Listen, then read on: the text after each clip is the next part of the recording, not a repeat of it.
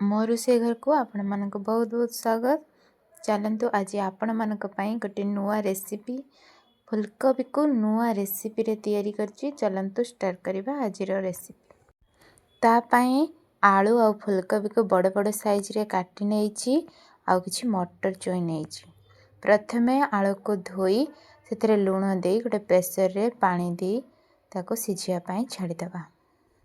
କଢ଼େଇରେ ଅଳ୍ପ ତେଲ ଦେବା।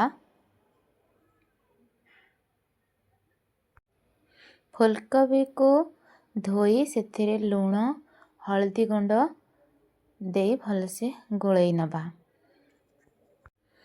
ଫୁଲକୋବିକୁ ସେଇ ତେଲରେ ଦେଇଦେବା। ତାକୁ ଏପଟ ସେପଟ କରି ଟିକେ ଭାଜିବା। ଗ୍ୟାସକୁ ଲୋ ମିଡ଼ିୟମରେ ରଖିବା। ତା ପାଇଁ ଗୋଟେ ମସଲା ପ୍ରସ୍ତୁତ କରିବା। କିଛି ଅଦା, ଗୋବିନ୍ଦଭୋଗ ଚାଉଳ ଆଉ ଜିରା ଲଙ୍କାକୁ ଆଗରୁ ପାଣିରେ ଭିଜେଇ ରଖିଥିଲି, ତାକୁ ଭଲସେ ବାଟି ନେବା। 2ଟା ଟମାଟୋକୁ ଏମିତି ଗ୍ରେଭି କରି ନେବା। ମଟର ଛୁଇଁକୁ ମିକ୍ସିଂ ଜାରରେ ଅଳ୍ପ ପାଣି ଦେଇ ତାକୁ ଗୋଟେ ପେଷ୍ଟ ବନେଇ ନେବା। ଏବେ ଆମର ଫୁଲକୋବିକୁ ଭାଜି ହେଇଗଲା, ତାକୁ କାଢ଼ି ନେବା। ଅଳ୍ପ ତେଲରେ ପ୍ରସ୍ତୁତ ହୋଇଯିବ, ତାକୁ କାଢ଼ି ସାଇଡ଼ରେ ରଖିଦେବା। କଢ଼େଇରେ ପୁଣି ଅଳ୍ପ ତେଲ ଦେବା।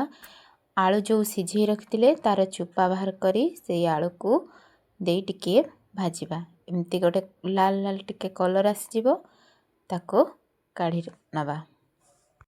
କଢ଼େଇରେ ଅଳ୍ପ ତେଲ ଦେବା। ଚିନି ଦେଇ ତାକୁ ଟିକେ କଲର୍ କରିବା। ଦେବା ଅଳ୍ପ ହେଙ୍ଗୁ, ଜିରା ଫୋଡ଼ଣ ଦେଇ ତାକୁ ଟିକେ ଭାଜି ହେଲା ପରେ ଅଦା ବଟାକୁ ଦେଇଦେବା। ତାପରେ ଟମାଟୋ ବଟାକୁ ଦେଇ ପୁଣି ଟିକେ କଷିବା। ସେଥିରେ ଦେବା ତେଜପତ୍ର, ମଟର ଛୁଇଁ ଯେଉଁ ଗ୍ରେଭି କରିଥିଲେ ତାକୁ ଦେଇଦେବା। ସେଥିରେ ଦେବା ହଳଦୀ ଗୁଣ୍ଡ, ଲଙ୍କା ଗୁଣ୍ଡ ଦେଇ ପୁଣି କଷିବା। ମସଲାରୁ ତେଲ ଅଲଗା ହେବା ଯାଏ ଟିକେ କଷିବା। ମସଲା ଆମର ହେଇ ଆସିଲାଣି, ଦେଖିପାରୁଥିବେ ମସଲାରୁ ତେଲ ବି ଅଲଗା ହେଇଗଲାଣି। ଏପଟ ସାଇଡ଼ରେ ତା ପାଇଁ କିଛି ଗରମ ପାଣି ମୁଁ ବସେଇଥିଲି। ଗରମ ପାଣି ଦେଲେ ତରକାରୀଟା ଅଧିକ ଟେଷ୍ଟି ହୋଇଥାଏ। ମସଲାରେ ଦେଇଦେବା ଆଳୁ, ସ୍ୱାଦ ଅନୁସାରେ ଲୁଣ ଦେଇଦେବା। ଆଳୁକୁ ପ୍ରଥମେ ଟିକେ ମସଲା ସହିତ କଷି ନେବା। ଆଳୁ ସହିତ ମସଲା ଟିକେ କଷି ହେଲା ପରେ ସେଥିରେ ଦେଇଦେବା ଗରମ ପାଣି। ତାପରେ ଦେଇଦେବା ଫୁଲକୋବି। ତରକାରୀକୁ ଟିକେ ଫୁଟେଇ ନେବା।